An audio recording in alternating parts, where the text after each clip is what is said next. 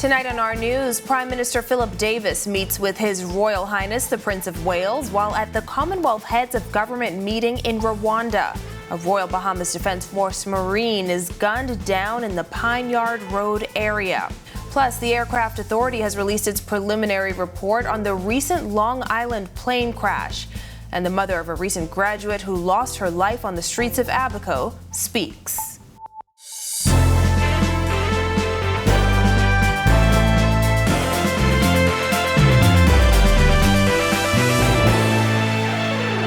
Welcome to our news and thanks for joining us. I'm Christina Dragovich. Preliminary reports coming in from the Aircraft Accident Investigation Authority on the recent plane crash in Long Island. The authority is reporting the Piper Navajo aircraft taxied to the runway and departed Long Island Airport. Sometime during the climb phase and shortly after the aircraft's gears were retracted, the pilot observed a warning light indicating low oil pressure. The report says shortly thereafter, at approximately 200 feet, the left engine power started to decline significantly and passengers were advised of the same. Then an attempt was made to return to the airport in Long Island. Right after this, the report says the right engine's power also declined and the terrain warning oral alarm sounded. The aircraft made contact with several trees before impacting the ground and coming to rest approximately 75 feet after initial contact with trees.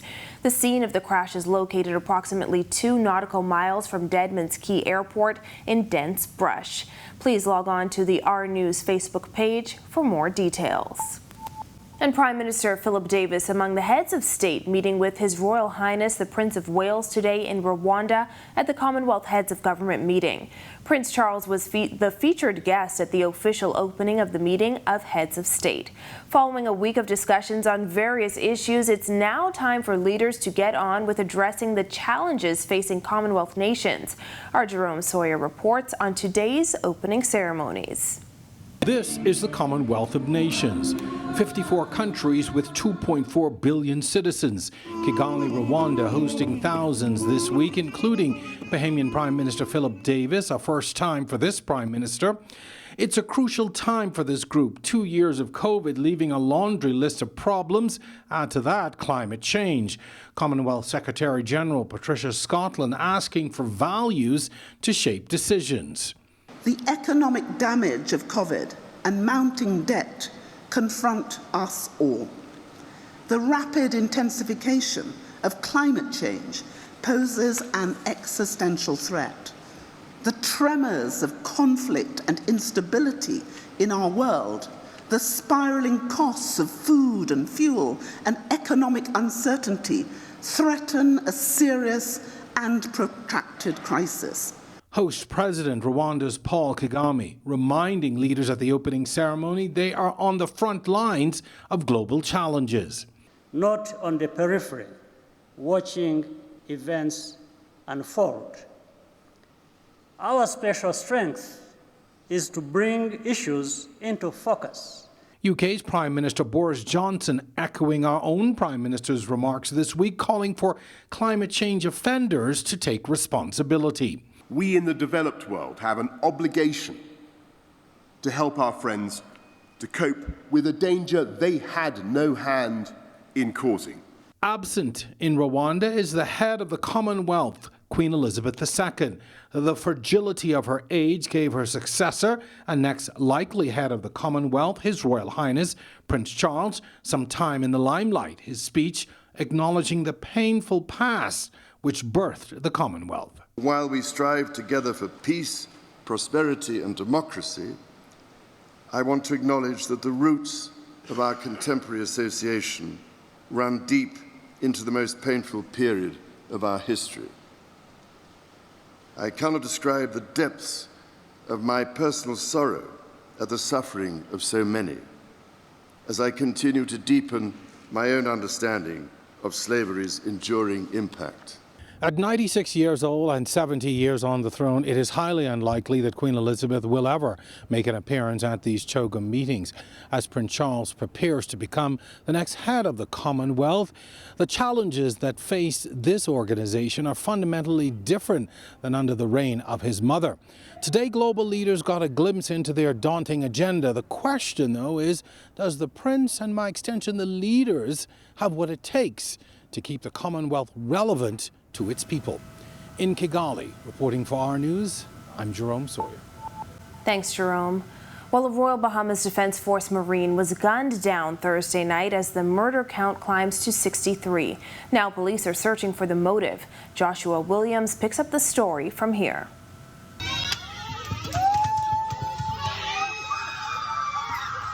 Cries of pain and grief as the body of the victim left the scene. Family members identifying him as Javonte Miller, a serving Marine in the Royal Bahamas Defense Force. The man in his 20s was gunned down on Pine Yard Road last night around 8 p.m. Commodore of the Royal Bahamas Defense Force, Dr. Raymond King, sending condolences to the family. It's a most tragic event, but what I would simply like to say at this time is to convey sincere and heartfelt condolences to the affected family. The motive of the murder is still unclear. Minister of National Security Wayne Munro today speaking to the murder of leading seaman Miller. I cannot assume that it has anything to do with the status of the Marine. I think he's a leading seaman Miller with his job.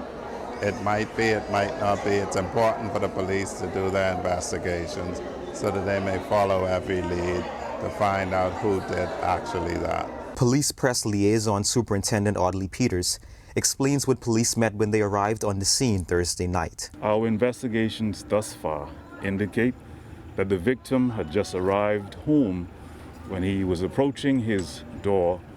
3 suspects armed with firearms approached him and discharged their weapons at him.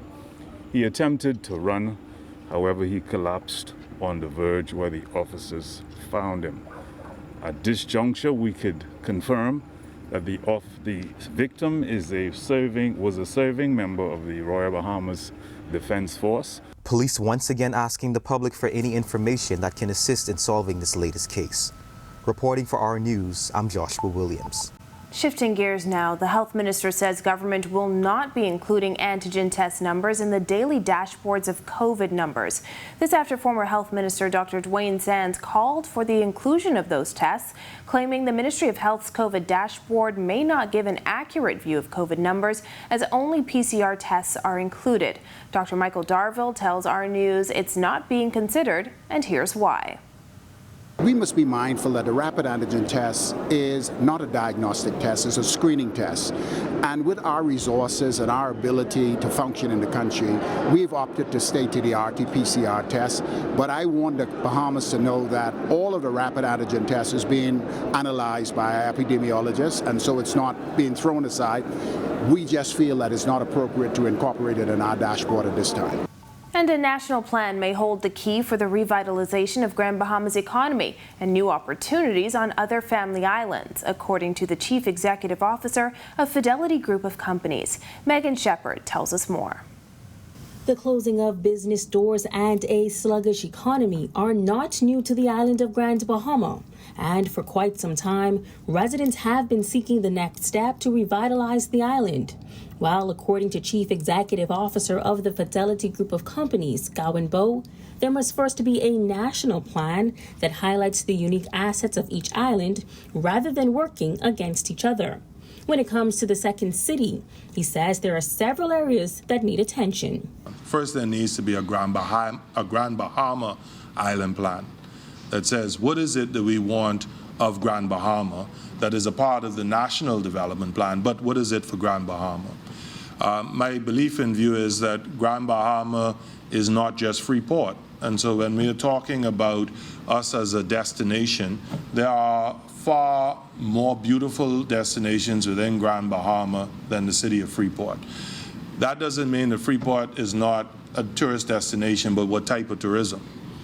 It has a commercial sector, it has an industrial sector, and it had a tax regime that allowed it to be advantageous in the past. Bo says a national plan must be established, and then Grand Bahamians can begin to go after the individual pieces to complete the puzzle of Grand Bahama's rebound. We have to look at the relevance and applicability of the Hawkesbury Creek Agreement, given that it was established pre, I'm going to say, our self-rule and independence. We have to look at the cost-benefit in terms of what Grand Bahama contributes and what it requires, and is it truly, meaning Freeport now, a private city or a free trade zone, which I think sometimes gets conflated. We have to determine whether or not we want a party that is regulator and participator or participant. According to Bo, given the island's size and potential, it should be one of the largest components in national development.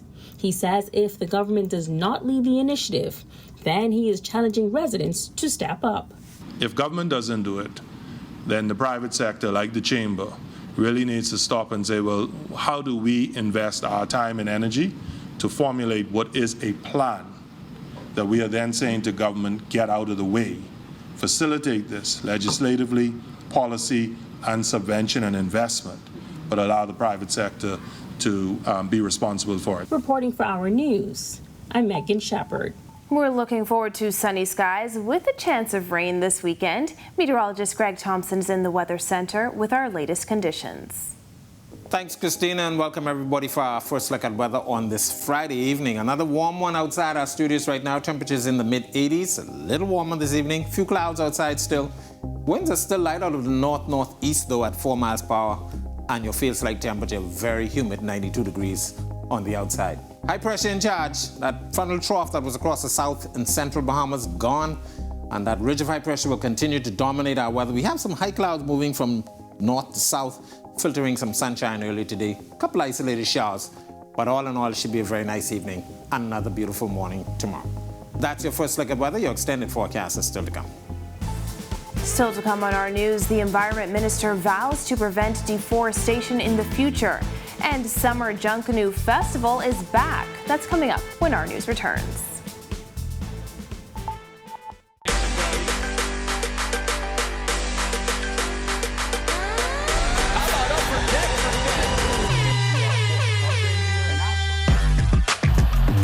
Got size at 6'5".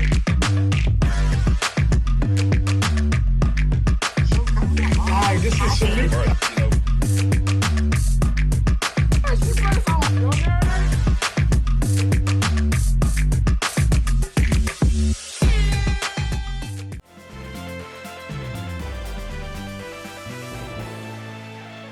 With 8 days left for squatters to vacate Crown land in the Carmichael area, Environmental Minister Vaughn Miller says his focus will be on preventing similar illegal deforestation in the future. Marlena Leonard reports.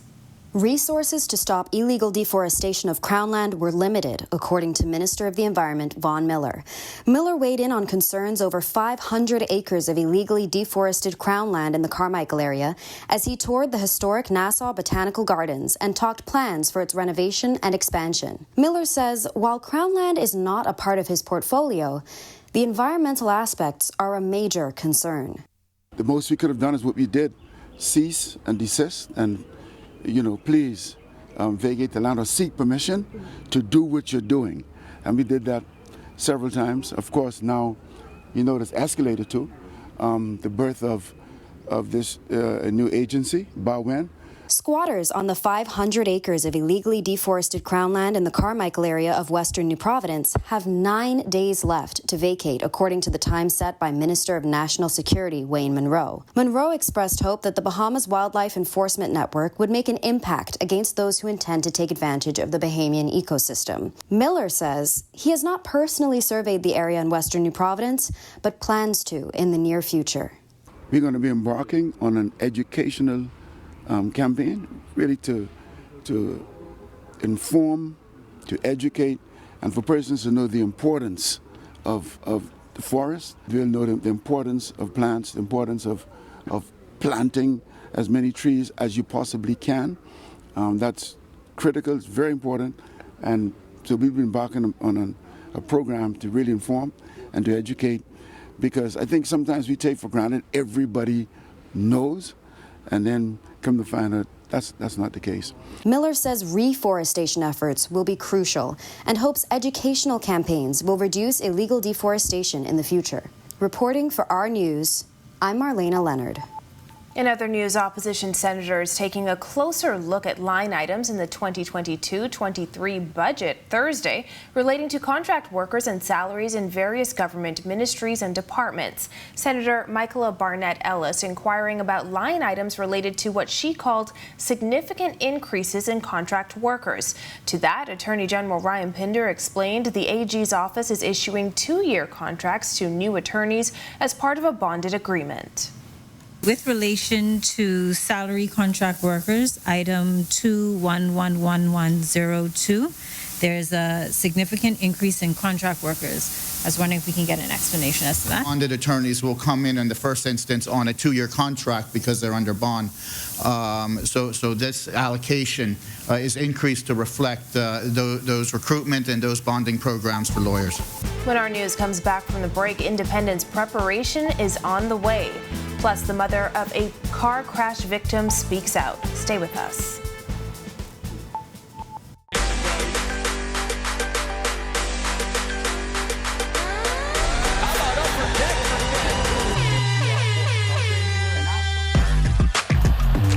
Got size at 6'5".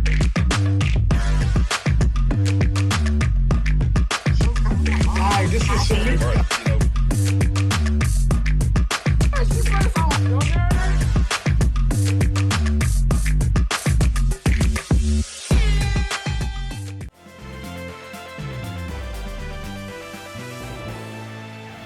This is our news. Welcome back. Preparation for the country's 49th independence celebrations is underway. Team members from the Ministry of Works are throughout New Providence painting and cleaning for events which begin as early as July 1st. Our news caught up with Chief Superintendent Roscoe Roll and his team working at Clifford Park this morning. As you travel around the island, you'll see the roundabouts are being decorated with flags and streamers with the flagpoles, and we out here on the fort right now doing an inspection. And as you can see, we have in the rear, we have in the seating area pressure clean, and we preparation right now to have the painting done on the fort.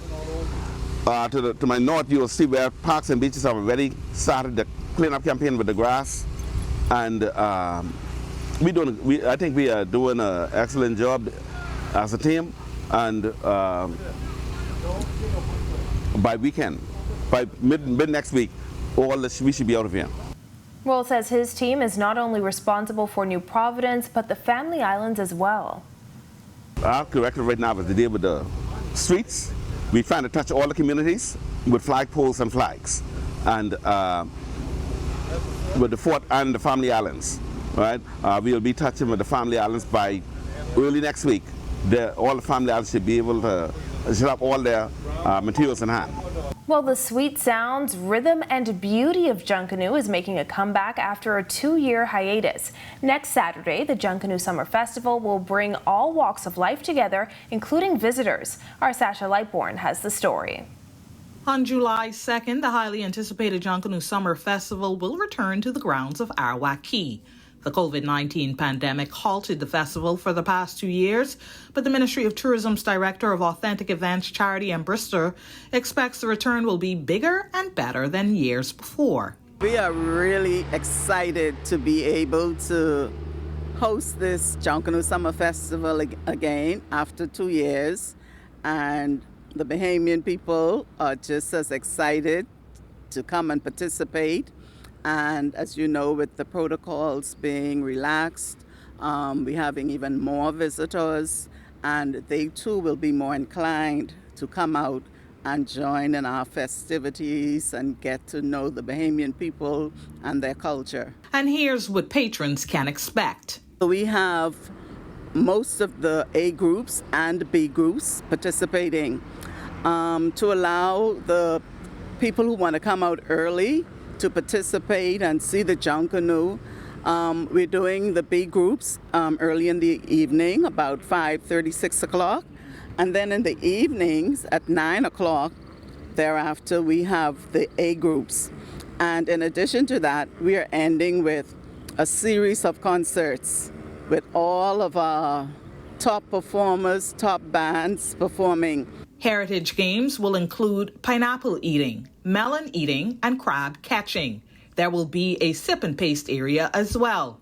And also, for the very first time, a kiddies cultural village. We're inviting children from various homes to come, and we will absorb their costs and give them a meal.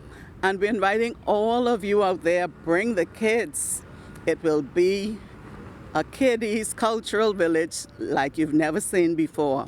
Now the Junkanoo Summer Festival will be held on July 2nd, July 16th, July 23rd, and July 30th. There won't be any summer festival on July 9th because that's the Independence Weekend holiday. Reporting for our news, I'm Sasha Lightbourne. Thanks, Sasha. Sounds like a good time. Well, we can only hope for good weather this weekend. Let's get the details from our Greg Thompson after the break. Plus, the mother of a car crash victim remembers her daughter. That's all coming up when our news returns.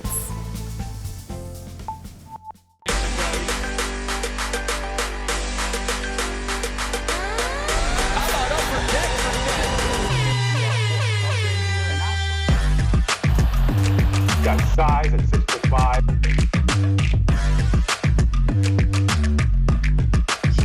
Hi, this is Shamika.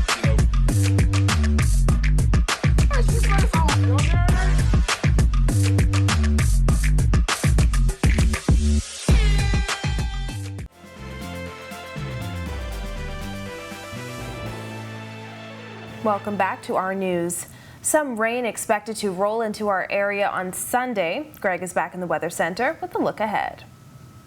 Thanks again, Christina. Welcome back, everybody, on this TGIF Friday. Look at our weather. High pressure remains in charge, keeping us pretty nice and quiet today. And that high pressure is actually keeping us with some light winds. Warm temperatures, managing it to get up into the low 90s, and feels like temperature near the triple digits. There's a frontal boundary to the north across north central Florida that's going to sag towards the south. Should increase our chances for some showers. On the second half of the weekend, Saturday, we're looking for a couple isolated showers across the northwest Bahamas, but that frontal trough will continue to sag southwards. Should get into the northwest Bahamas tomorrow and then sag into the central Bahamas by Sunday. So we're looking for showers the latter part of the weekend and into early next week. The tropics quiet right now, but we are watching one strong tropical wave that the National Hurricane Center is giving a very, medium chance for formation over the next couple of days. Going to continue to move towards the west, should stay south and approach the Windward Islands sometime by the early part of next week. Could become a depression by the time it gets there, but we will continue to watch that. The remainder of the tropics quiet as well. We have a tropical wave moving into Central America, and we also have another strong tropical wave coming off the African coast. Boating conditions tonight through tomorrow for the northwest and central Bahamas. Variable winds at 5 to 10 knots. Your seas running 1 to 3 feet over the ocean. Tide is presently high. It will be low at 13 minutes past midnight. For the southeast Bahamas, east to southeast flow at 10 to 15 knots. Seas running 2 to 4 feet over open waters. Here's a look now at your national forecast.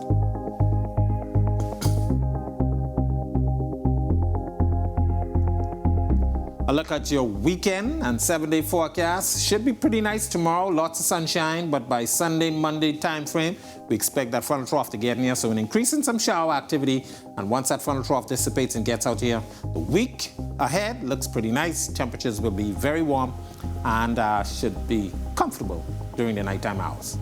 That's a look at our weather. Make it a safe weekend, everybody. Well, the mother of a 17-year-old recent high school graduate who died in a car accident on Monday night is speaking out. The grieving mother says their family went from shedding tears of joy to tears of sorrow in the blink of an eye. Jared Higgs tells us more. My baby, once she stepped in the room, her presence was known.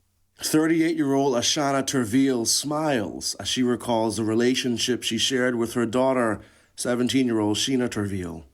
I am happy for what she has done, whom all she has impacted within her 17 years. Sheena died when she crashed the car she was driving on George Albury Boulevard in Dundastown, Abaco earlier this week. The teenager was ejected from the vehicle and died later at the Marsh Harbor Clinic. The doctor came out, my husband came in, and my husband sat down. And from my husband sat down, I knew that the news was not going to be good. I spoke to Terville, who lives in Murphytown, Abaco, over Zoom. The 38-year-old is trying to stay strong for her family. Sheena's uncle is having a difficult time coping with her death. Her mother has been trying to encourage him. We got to get up. God needed his flower back into his garden. And my baby was a flower. She was a radiant one. I said he needed her back. Just last Friday, the Terville family was celebrating Sheena's graduation from Patrick J. Bethel High. It was a tough few years for the teenager as she survived Dorian and dealt with the interruption to normal learning due to COVID. Graduation was a day full of joy and surprises, like seeing her uncle, who visited from Canada. And this is what graduation is about. Tears of joy. You made it over the hurdle. You made it. This is what the tears of joy is about. She was so happy to graduate. We had so many plans for her. Terville had already got certified to do mink lashes and had plans to go and pursue full-fledged cosmetology. She had 2 younger siblings who her mother says she has to stay strong for. I'm enjoying my good days because I don't want to get in a dark place with my dark days because I have a 9-year-old son and a 2-year-old daughter that I still have to raise and raise in the same way that I did with Sheena, that when they see them, they see Sheena in them. Reporting for Our News, I'm Jared Higgs. Our condolences go out to Sheena's family. Well, thank you for joining us for Our News tonight. On behalf of the entire team, I'm Christina Dragovich. Have a beautiful evening, Bahamas.